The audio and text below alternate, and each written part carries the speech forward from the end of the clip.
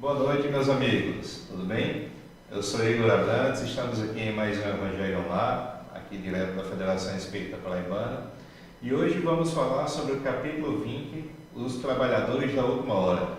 Exatamente o tema de hoje vai ser o item 8, ou melhor, o item 5, obreiros do Senhor. Tá? Antes de mais nada, eu vou pedir para que nossa amiga Fátima Araújo faça por nós a prece de abertura dos trabalhos de hoje e em seguida a gente vai ler o tema e discutir. Boa noite, meus amigos, meus irmãos. Sintonizemos com Jesus. Vamos fazer a nossa prece. Senhor Jesus, queremos agradecer por já estarmos aqui nesta noite, numa tarefa de Evangelho Online. Nestes dias em que precisamos tanto do Evangelho para nos humanizarmos, para podermos ter a glória de um mundo melhor, Senhor Jesus. Queremos agradecer por esta oportunidade, por toda essa união, por toda essa divulgação da nossa doutrina espírita, que é o Consolador prometido, que é nada mais, nada menos do que o vosso Evangelho, Senhor, redivivo. Queremos agradecer por todo o aprendizado. Queremos agradecer por tantos conteúdos salutares e imensamente necessários à nossa vida, à nossa evolução, ao engrandecimento da nossa alma e à divulgação de tudo que é de bom que Jesus deixou nesta vida, os seus ensinamentos. Queremos, por fim, Senhor, levar o tema de hoje para todos que querem ouvir o vosso Evangelho e, acima de tudo, colocar em prática, porque, acima de tudo, precisamos aplicar o Evangelho, não apenas conhecer. Que assim seja.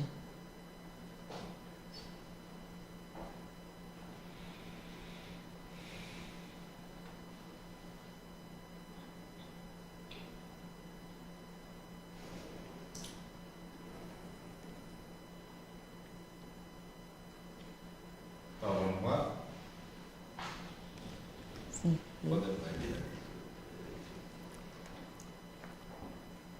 A nossa leitura de hoje está no capítulo 20, item 5, os obreiros do Senhor. Aproxima-se o tempo em que se cumprirão as coisas anunciadas para a transformação da humanidade. Ditosos serão os que houverem trabalhado no campo do Senhor, com desinteresse e sem outro móvel senão a caridade. Seus dias de trabalho serão pagos pelo cêntuplo do que tiverem esperado. Ditosos os que hajam dito a seus irmãos: trabalhemos juntos e unamos os nossos esforços, a fim de que o Senhor, ao chegar, encontre acabada a obra. Porquanto o Senhor lhes dirá: vinde a mim, vós que sois bons servidores, vós que soubestes impor silêncio aos vossos ciúmes e às vossas discórdias, a fim de que daí não viesse dano para a obra. Mas ai daqueles que, por efeito de suas dissensões, houverem retardado a hora da colheita, pois a tempestade virá e eles serão levados no turbilhão. Clamarão: graça, graça, o Senhor, porém, lhes dirá: como implorais graças? Vós que não tivestes piedade dos vossos irmãos, que vos negastes a estender-lhes as mãos, que esmagastes o fraco em vez de o amparardes? Como suplicais graças, vós que buscastes a vossa recompensa nos gozos da terra e na satisfação do vosso orgulho? Já recebestes a vossa recompensa, tal qual a quisestes. Nada mais vos cabe pedir. As recompensas celestes são para os que não tenham buscado as recompensas da terra. Deus procede, neste momento, ao censo dos servidores fiéis e já marcou com o dedo aqueles cujo devotamento é apenas aparente. a fim de que não usurpem o salário dos servidores animosos, pois aos que não recuarem diante de suas tarefas é que ele vai confiar os postos mais difíceis na grande obra da regeneração pelo Espiritismo. Cumprir-se-ão estas palavras: os primeiros serão os últimos e os últimos serão os primeiros no reino dos céus. O Espírito Verdade, de Paris, 1862.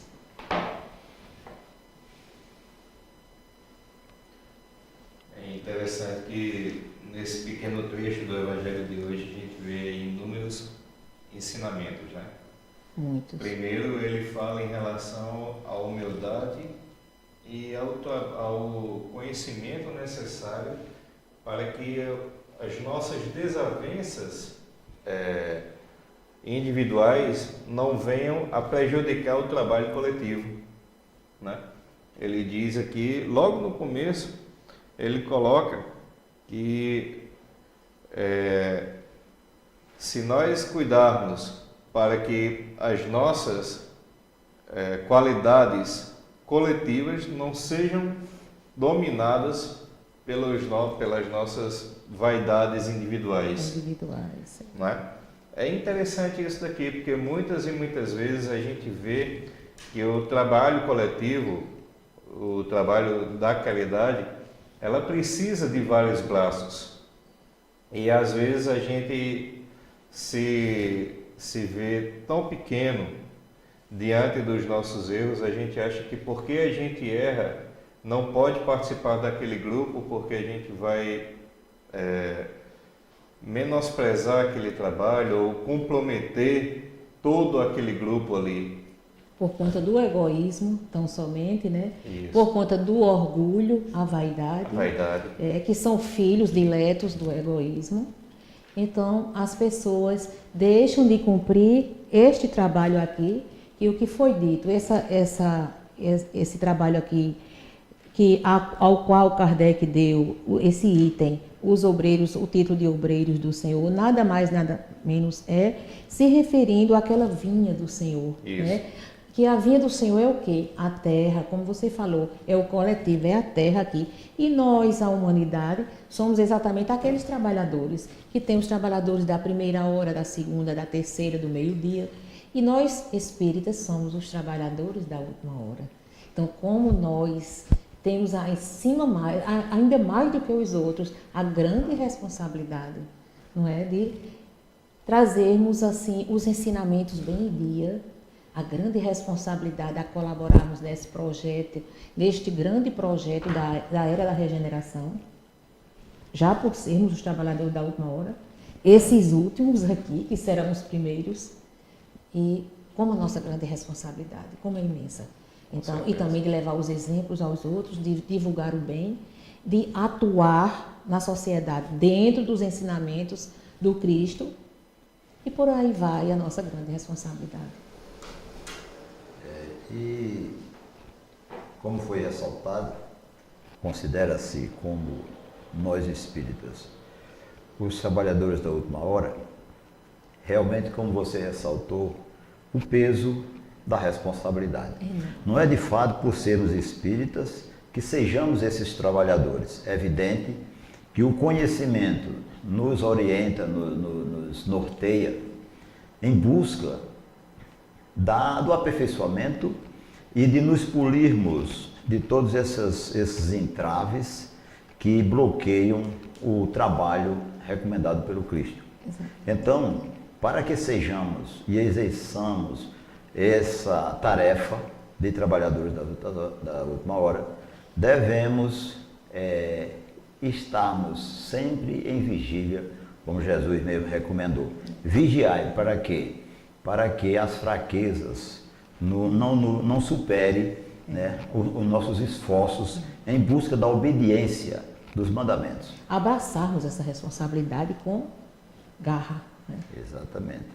Então, não é fácil, mas ao mesmo tempo, conforme falou Jesus, que o seu fardo é leve, nos dá a entender que a leveza desse fardo está na consciência da obediência de seus mandamentos. Né?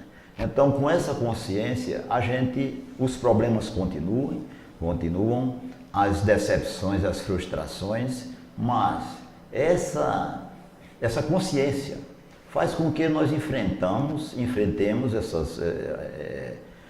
os obstáculos e superemos. Aí onde está o grande desafio, para que correspondamos à expectativa cristã, que é exatamente cumprir essa missão. E você veja aqui quando ele fala nesse item aqui, nesse parágrafo, que o Senhor lhes dirá, né? Como implorais graças, né?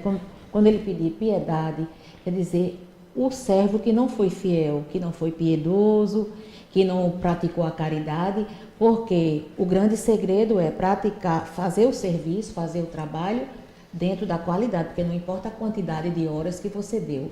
Você pode até dar menos horas de trabalho, mas que tenha qualidade. Para o Senhor, para Jesus, para Deus, o trabalho de qualidade é aquele que você faz sem se voltar demais para o apego terreno, sem humilhar jamais, menosprezar jamais o seu irmão, usando a caridade e procurando compartilhar com todos o que você conseguir juntar com esse seu trabalho, e não o contrário. Então, aí ele diz que nós chegarmos aqui é quando nós chegarmos ao mundo espiritual, como vamos implorar graças? E eu me lembro daquelas mensagens, daqueles depoimentos que o escritor Humberto de Campos, o irmão X, ele vem nos trazer depoimentos terríveis de espíritas, muitos espíritas que desencarnam e chegam ao mundo espiritual em situação deplorável, porque não fizeram o trabalho aqui, praticaram maldades muitas vezes, egoísmo, essa grande pústula da humanidade, né? A vaidade, foram falsos profetas, enfim. E quando chega lá, se encontram em dificuldades, grandes dificuldades. Até, talvez ele usou a expressão em estado deplorável. Muitos acontece isso. Acontece exatamente por conta do que ele não soube fazer o trabalho aqui, dentro da caridade, dentro dos ensinamentos do Cristo, porque a nossa responsabilidade é grande. E agora então que nós estamos entrando na era da regeneração, então somos chamados a cumprir com esse papel, somos chamados a participar do projeto da regeneração. E nós espíritas, principalmente, que somos pessoas que foram chamadas há muitos milênios, há muitos anos, e não aceitávamos esse chamamento, viemos aceitar agora há pouco tempo. Na última hora. Né? Na última hora, por isso que nós somos trabalhadores da última hora. Viemos aceitar de somos 1864 para cá, com o Evangelho segundo o Espiritismo, quando Kardec lançou o ESE, né?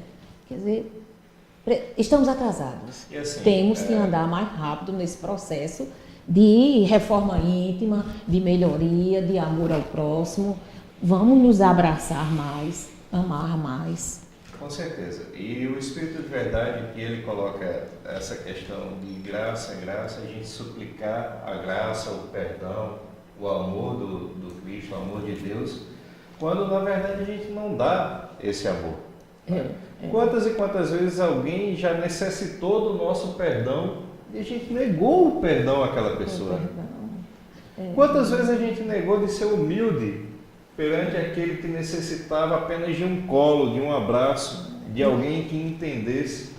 Negou o socorro muitas vezes. Negou o socorro. Pode morrer nos meus pés e não tenho nada a ver. Isso. Quando você tem a ver, sim.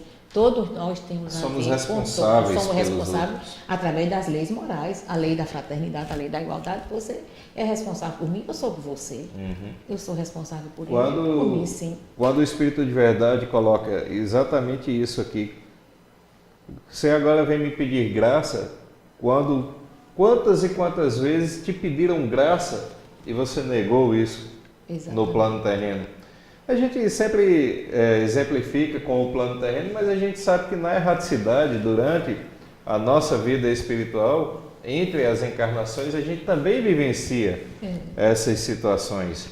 Né? A gente também negligencia o amor, o perdão, o afeto, o carinho, a dedicação, né? Tudo isso faz parte do nosso dia a dia constantemente. que é o desamor. É exatamente o desamor. contrário que Jesus ensinou. Os ensinos de Jesus foram a favor do amor. E E nós aí a fazemos gente- o desamor através de tudo isso aí que você falou. Exato. E aí a gente pode pegar dois exemplos práticos aqui. A doutrina cristã, quando Jesus diz que faz ao outro tudo aquilo que gostaria que o outro te fizesse. E a gente pode pegar aqui a bandeira da doutrina espírita que diz que fora da caridade não há salvação. Se você não foi caridoso para com o seu irmão, como você vai pedir que alguém seja caridoso para consigo? É um tanto quanto contraditório isso daí, né? Tudo bem que não é uma moeda, a caridade não é uma moeda que eu pague amor quando eu receba o amor. Jesus nos dizia que quando alguém nos bater a face, a gente deve dar a outra, para que aquela pessoa aprenda com aquela atitude que a violência se paga com o amor, com o perdão, com a benevolência, né? Jesus já colocaria isso. Que alguém até que pensa, há quem pense que a outra face é que bata mais. Pode bater no outro lado, não.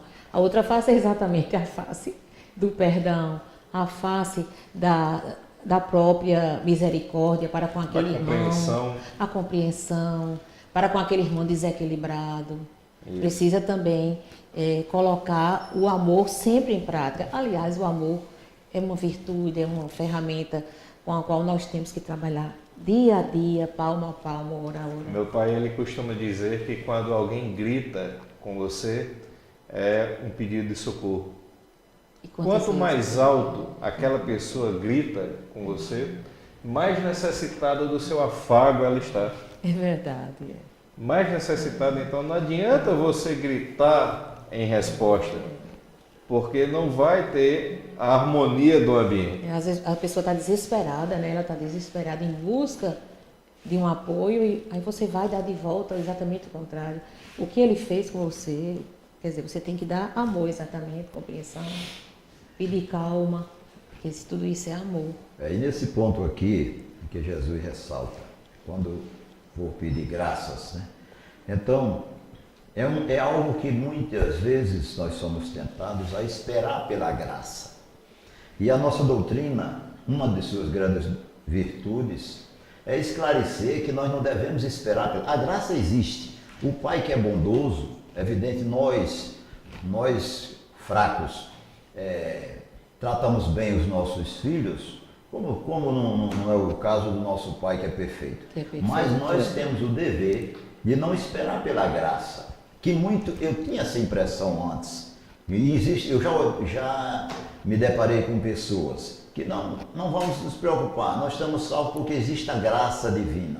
Realmente a graça existe, porém, nós podemos nos afastar da graça, aí onde está a grande virtude das recomendações cristãs e consequentemente, da doutrina, que é exatamente nós temos o dever de fazer a nossa parte, trabalhar nosso interior em busca da perfeição.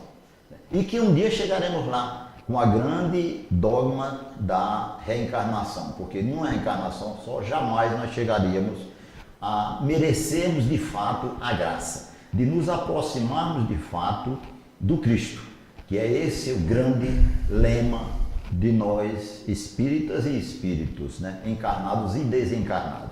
Então, nos traz essa grande obrigação de fazermos por onde nós sejamos dignos da graça. Não esperar só de lá para cá. O nosso dever daqui para lá é trabalharmos esse interior para que quando chegarmos lá, nós apelamos sim pela graça, mas com merecimento. Com merecimento. E se nós fizermos o trabalho dignamente, o trabalho com qualidade, o trabalho de obreiros do Senhor. Como é o trabalho de obreiros do Senhor? Dentro da retidão, né? Pessoas compreensivas, pessoas que trabalham com amor, desinteressadamente, porque deixa bem claro também que é o trabalho com desinteresse, o trabalho sem estar o tempo todo preocupado só com o monetário, só com o brilho, com o aparecer. Não, o trabalho que você faça dentro do amor, que você faça para que seja para que você ajude o próximo e para que você seja digno daquelas horas trabalhadas. Então, é esse o trabalho que Deus quer de nós e que nos chama de quê? Os obreiros do Senhor. Esses obreiros que estão preocupados com a qualidade, não com a quantidade. Aí vai depender de que tipo de tesouro você queira arrecadar, né? Trabalho, exatamente. Se são os tesouros terrenos ou se são os tesouros dos céus, né? Quando a gente tem toda uma encarnação voltada a acumular as riquezas terrenas, acumular uma fortuna, fazer um patrimônio invejável, né? Por mais que a gente não seja aquela pessoa egoísta, aquela pessoa vaidosa, por mais que isso não seja a finalidade da nossa vida, mas quando a gente dedica o tempo a isso, como diria Jesus, o seu tesouro já foi alcançado. Já foi alcançado. E você também já está perdendo tempo. Isso. Que é o que mais dói naqueles que desencarnam, que chega lá e olha para trás e vê o tempo perdido. Porque você perdeu o tempo nessas coisas assim, minúsculas, apenas terrenas, fúteis. Quando você ainda sabe compartilhar, sabe, dentro de toda a riqueza, fundar creches, fundar escolas, repartir com o irmão, dar emprego ao pai de família, ainda se salva um pouco porque você soube. Desde que isso seja a sua intenção, fazer o bem às pessoas, fazer o e não bem às pegar pessoas. isso E não pegar isso como assim o vai seu descer, brilho. como o seu brilho, assim vai descer, Isso. para se engrandecer e para gozar, né, dos benefícios terrenos. Aí não, aí você já colocou tudo fora, porque os ensinamentos do Cristo você não cumpriu. E para cumprir a missão cristã, na época de Cristo ele realmente foi considerado um subversivo, um idiota, um maluco. Um revolucionário. E eu vi uma palestra do Haroldo Dutra, saiu até no Facebook, em que ele falava que ser bom era algo assim tido como idiotismo para os dias de hoje. E isso é incrível, porque inibe até a espontaneidade da pessoa que está convicta de um serviço verdadeiramente cristão. Então, veja que é mais um obstáculo, certo? Não quero dizer que isso seja um obstáculo insuperável, mas realmente a gente praticar o cristianismo precisa realmente da consciência e de fechar os olhos para os adversários, porque muitas vezes o adversário está sendo representado por uma pessoa que está à nossa frente. E para superar todos esses obstáculos e diante o normal, você, para ser um verdadeiro cristão, você é praticamente fora do normal. Isso é incrível, eu achei fantástico essa posição do Ele disse que é um obstáculo que não precisaria existir, né? Pois era, não deveria existir, principalmente já que se trata de faz 2000 anos.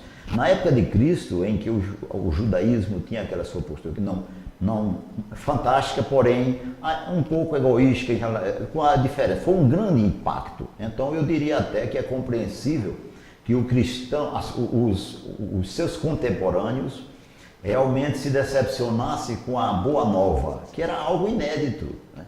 Hoje não, nós temos um evangelho há 2000 anos, nós temos todas as mensagens e nos consideramos cristãos em um meio em que, para você ser um verdadeiro cristão, você é considerado um idiota.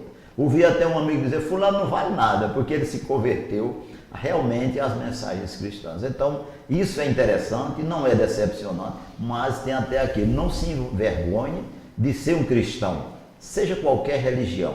Nós nos referimos a espírita porque é a doutrina que a gente abraçou com tanto amor. E como nós precisamos, nós espíritas, dessa coragem, nós precisamos dessa coragem, dessa fortaleza, sermos em alguns momentos até rochas, para que ninguém venha a nos dissuadir dos nossos firmes propósitos dentro dos ensinamentos do Cristo.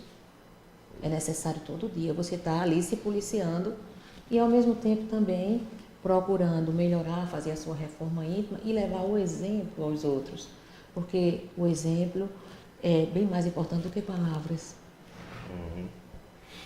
E interessante que a gente pegando como obreiros do Senhor, A gente sabe que se a gente não puser a obra à frente, vai vir alguém que vai colocar.